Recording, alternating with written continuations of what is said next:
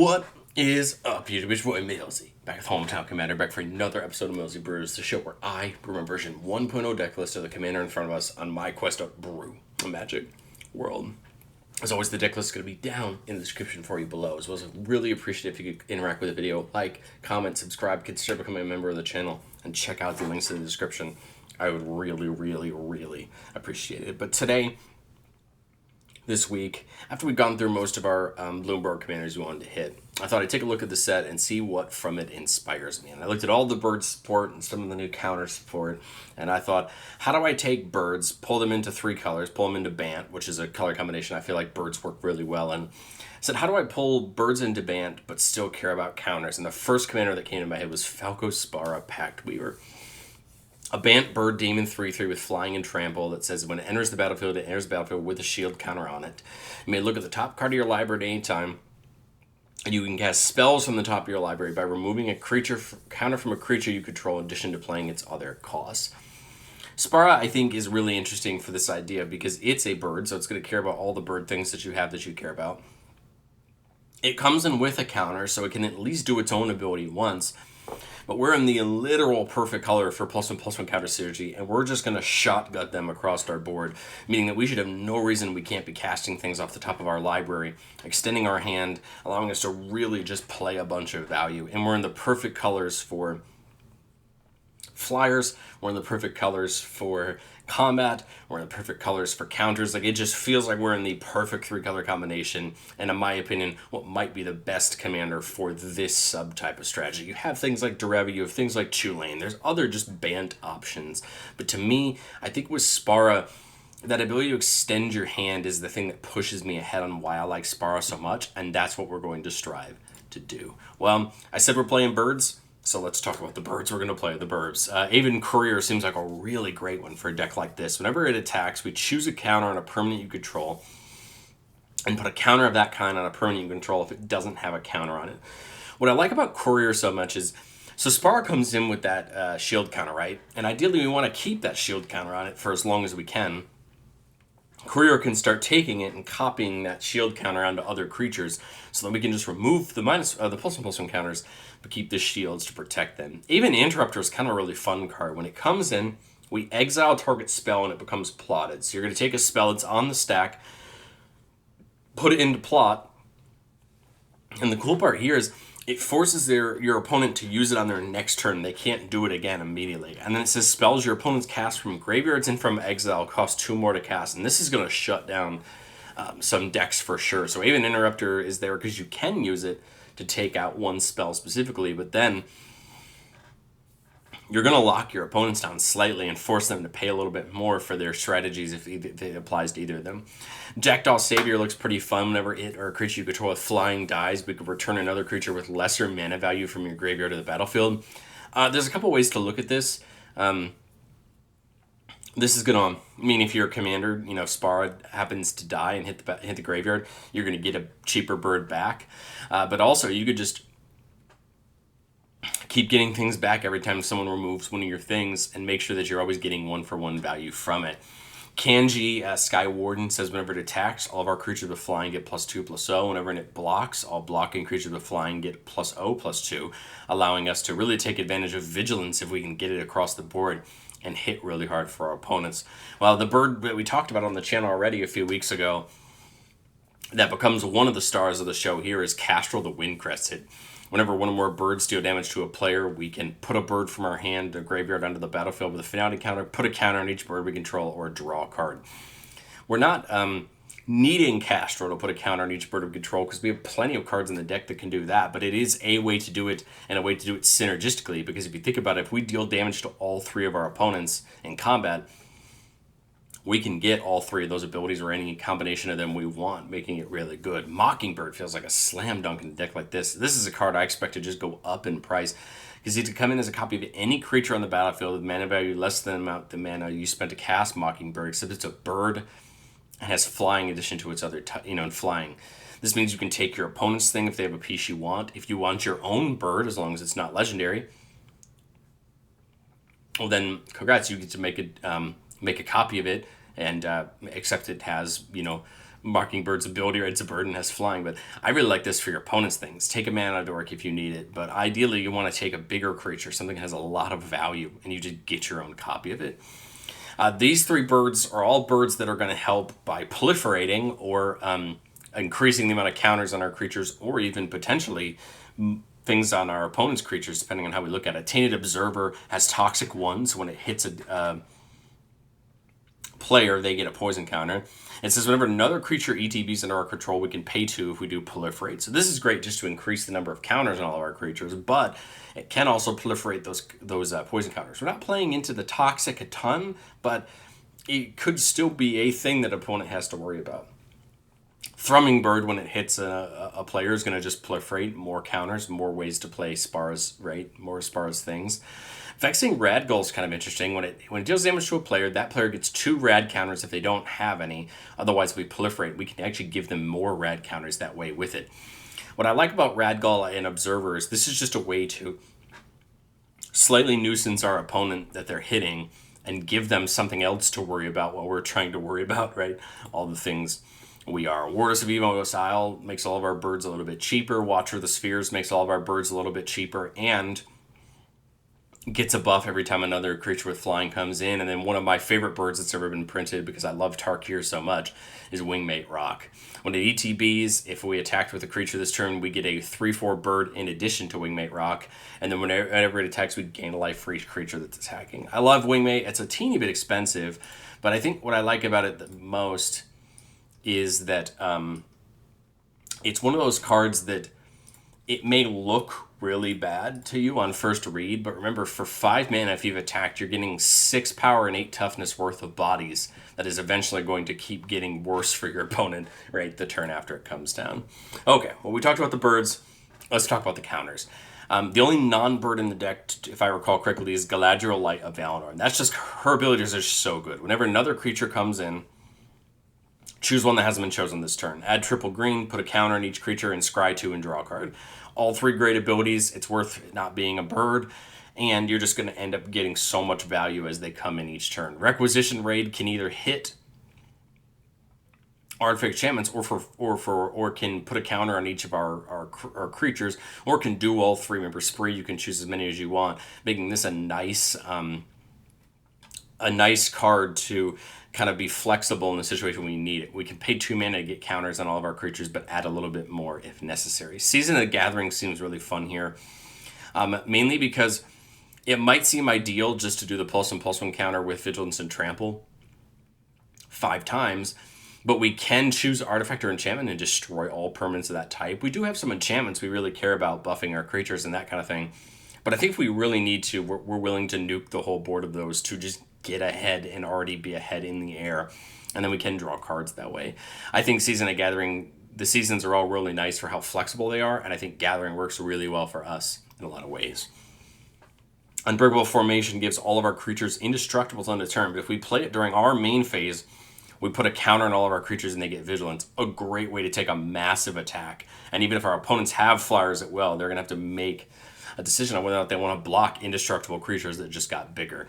Anduril, Narso, or Forge plays really well into our Plus and Plus 1 counters. Whenever the equipped creature attacks, every creature we control gets a Plus and Plus 1 counter. But if we have these City's Blessing, 2 counters go on instead. Again, board gets bigger, more chances for Spara to take things off. Broker's Ascendancy, just giving a counter to all of our creatures on our end step. Again, I think it's easy just to think, oh, the counters are there for Spara, but I think really at a certain point they're not. They're there for our birds to become threats that our opponents have to deal with. In fact, I think more often than not, this deck is going to be able to probably go toe-to-toe with a lot of the big flying decks like Dragons or Angels, because we're going to end up getting bigger than them, and they're going to have to decide what they want to do about it. Now, they have their own sets of removals and game plans, but at the end of the day, we're just going to get big and hopefully be able to outclass some of those decks.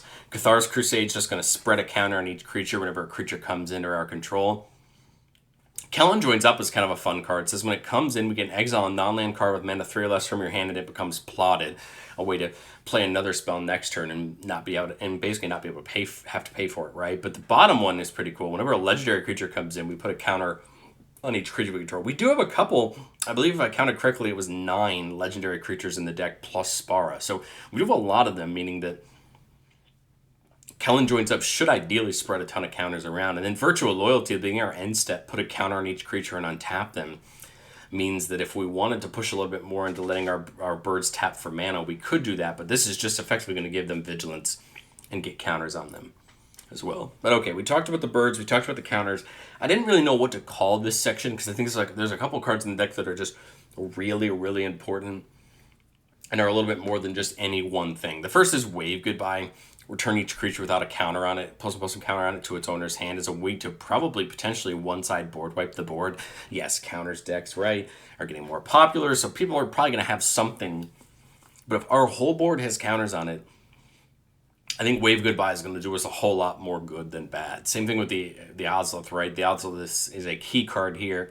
Whenever a creature leaves the battlefield that had counters on it, you put those counters on the Ozolith. And then at the beginning of combat on our turn, we can move the counters from the Ozolith onto target creature, potentially giving creature a big buff for that turn. Could potentially make Spara a threat, right? If somebody doesn't have a flying blocker, Spara could get in for some big damage. And then Contractual Safeguard. If we cast this during our main phase, we put a shield counter on a creature we control, and then it says choose a kind of counter on a creature you control, put a counter of that kind on every other creature. Ideally, what you want to do is put a shield counter on something, get a shield counter on your entire board. Now we protect from a destruction board wipe, or protect from damage, and we're sitting pretty and having a lot of fun. Ideally, whether that's there for destruction board wipe, right, to protect us from one, because you know our opponents are going to have one coming. Well, let's be honest, other than Castrol, the real reason we built the deck was Innkeeper's Talent, right? This is a card that's exploding, everybody's using it at the moment, and it's really good at what it does. Every turn you get to put a counter on a creature at the start of combat. Level 2 gives everything with a counter on it Ward 1. This means that Ozolith would have a Ward 1 while it has counters on it. Anything with a shield counter has a counter on, Ward 1. So many great protections there. And then getting up to level 3 gives us that branching evolution style of, doubling season style effect, just to double the amount of counters we're putting on. Resourceful Defense is kind of fun because it's kind of a second copy of the Ozolith. Whenever a permanent you control leaves the battlefield, if it had counters on it, put those counters on target permanent you control. The difference is instead of going on to the Ozolith and getting split back out later, we just get to straight move them to something else. And then for 5 mana, we can move any number of counters from a permanent onto another permanent. And that's pretty cool as well, right? To move them around if need be. I like Resourceful Defense a lot, allowing us to kind of, again, have a second copy of that Ozolith style effect and really help protect those counters so they don't just go away. And then, well, we're counter sticks. We want to play Simic Ascendancy, our way to potentially win the game if we have 20 or more growth counters on at the start of our upkeep. Again, every counter that goes on a creature we control, we put a growth counter on Simic Ascendancy, and it's not very hard to get Simic Ascendancy up and running and force our opponents to deal with it, or we're just going to win the game. But I've said it before on the show, and I'll say it again. No deck is ever complete. There's a lot we can always learn in testing, even if you find yourself having a good list you really like. And for this deck, really, I think 2 of the 3 of these cards are ones I was really, really considering. The first is the Great Henge, and the reason it's not on the list is just because of its price tag. I mean, the Great Henge sits at over $60 right now, which to some people is going to be a lot of money for one card. But the Great Henge is so good at what it does. Every time a non-token creature comes in, you put a counter on it and you draw a card. It helps you churn through your deck. Does let you tap for a little bit of mana, but at the end of the day, it's such a good card. But if you don't want to spend the $60 on one card, I think with how much counter support we have in this deck, you don't need it like you might want to in other decks. The other card that I really like the look of is Repulsive Mutation.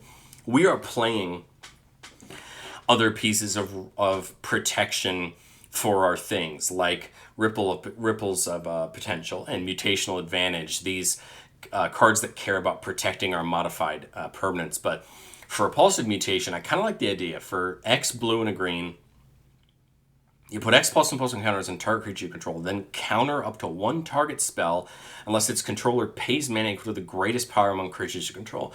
What I like about this is if we have a bunch of creatures with a bunch of counters on them, we can pay nothing into X, but no counters on a creature, and probably just straight up counter a spell because they're probably not going to have the mana to pay 6, 8 extra mana for the biggest creature we have, which could be pretty important. And then I like the idea of Flurry of Wings, putting a bunch of bird soldiers on the battlefield where X is the number of attacking creatures. I like the look of it. I couldn't find a spot for it, but I think it's something maybe we could consider if you notice that maybe you want to spin a little bit more into making bird tokens instead of just using, you know, individual creatures. But let's get into our playtest. Keeping a 1, 2, 3-lander with the Soul Ring feels good. Cathar's Crusade, Watcher, and Inspiring Call for a little more protection feels great. I like it. Looks like a pretty decent hand. Should be a turn 3 Spara if we can get everything to work into our favor. So we'll play the Headquarters turn 1. We could play a, you know, Exotic Orchard into the Lilypad Village, but I think we need this down to help kind of even out our mana to get towards Spara on turn 3. Turn 2 here. What, Lilypad Village, Soul Ring? I don't think we can get the Watcher down this turn and get Soul Ring down.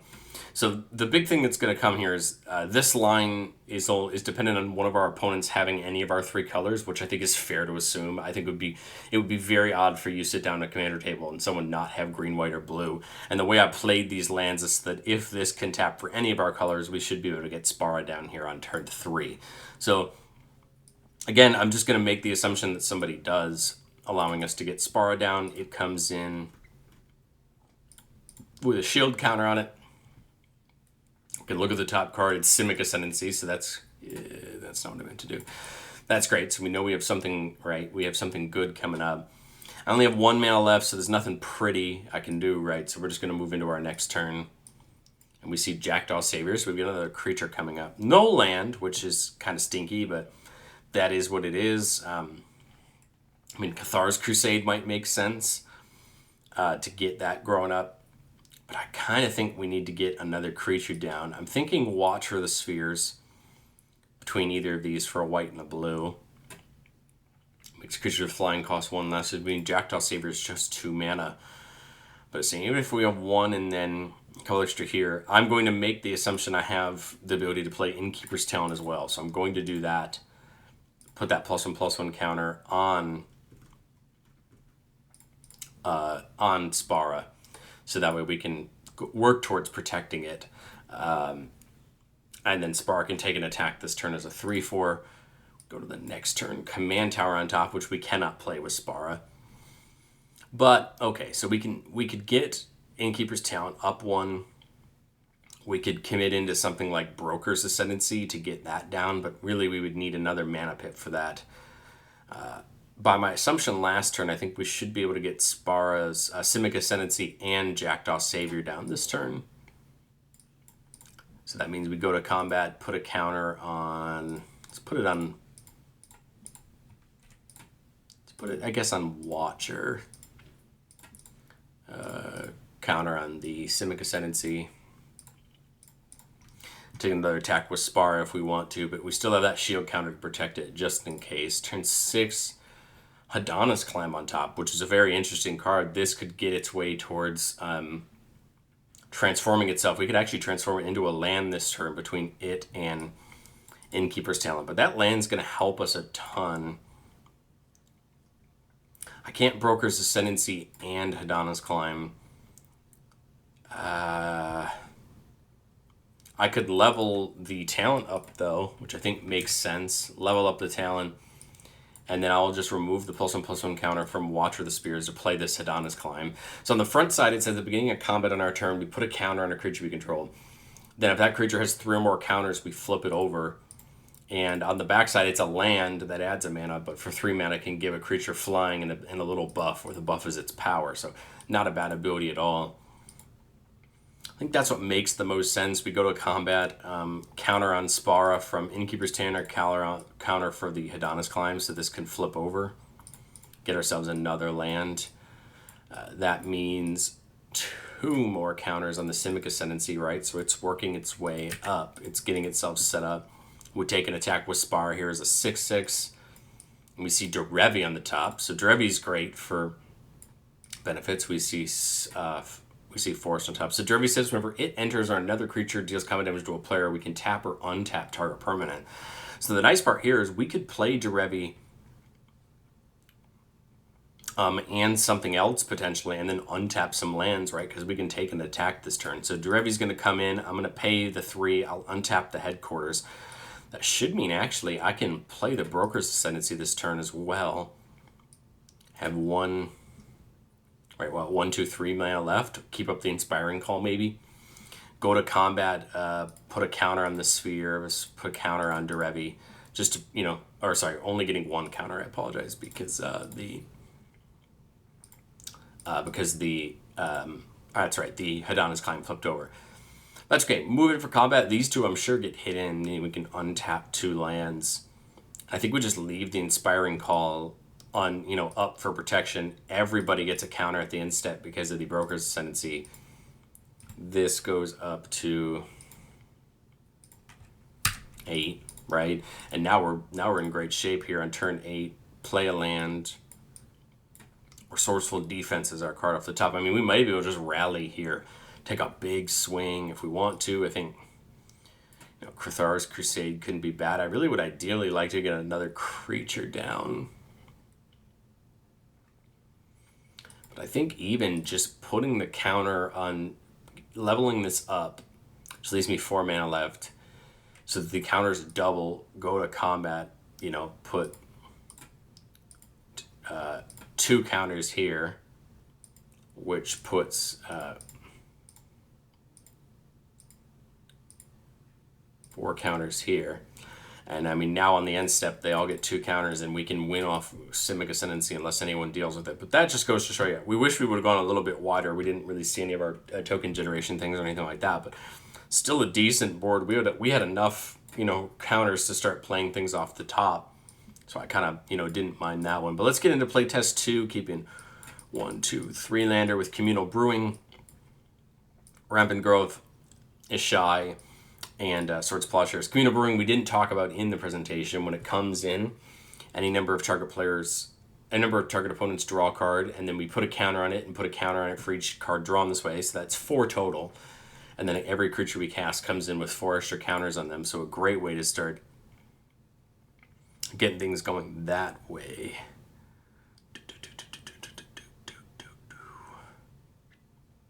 I think our goal is to Rampant Growth turn 2, right? So I think I'll just get the forest down, go into turn 2, and wow, Patchwork Spanner is a great ideal play for later to make all of our birds bigger. And I think we just Rampant Growth. I'm going to look for... I need a white or a blue, right? Because that way that Glacial Fortress comes in untapped. I don't see any particular reason why I need 2 of either, so we're just going to go get the island just to get something.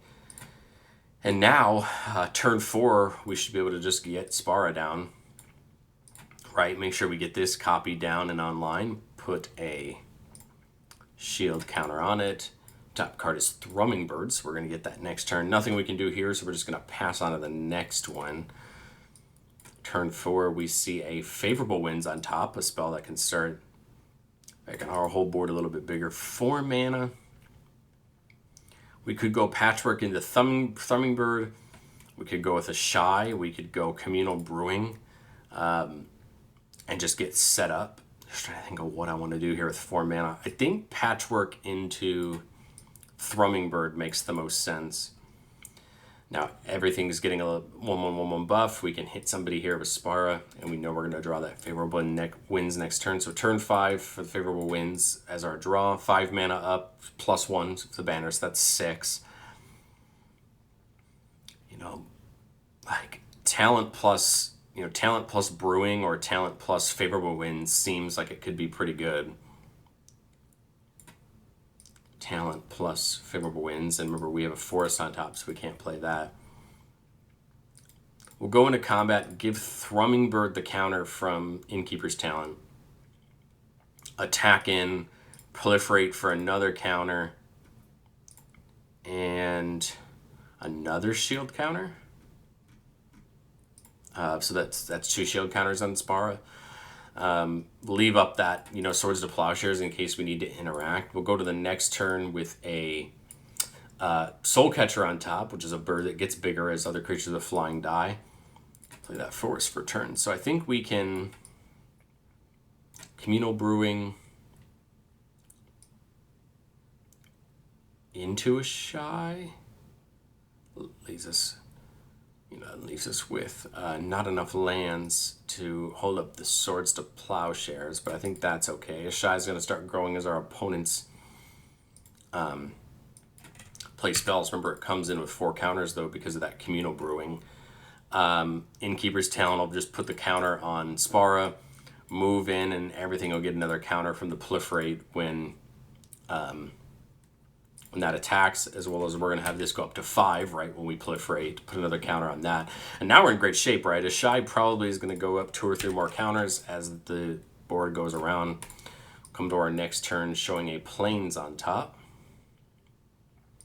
I'd probably level up the Innkeeper's class here. Soul Catcher comes in with 5 counters on it. I think we what? Because I can't play that. I can't play the Plains with the Spara, right? I guess I could move one of the shield counters over, but I think we're in a good spot here. Take some attacks in the air. Opponents are in big trouble. We Proliferate again this turn. And then all we need to do is, well, ideally stop hitting lands off top, right? And we can keep playing things off the top in succession. But let me know, what do you think of Spara down in the comment section below? I think it's a really interesting deck. I mean, here, again, the whole goal is birds, +1/+1 counters, make our board wide and tall, get in there, have some fun with the birds, the new birds we have access to and old ones alike, and just a lot of great support. But I'd love to know what you think of Spara down in the comment section below, and I catch you guys next time.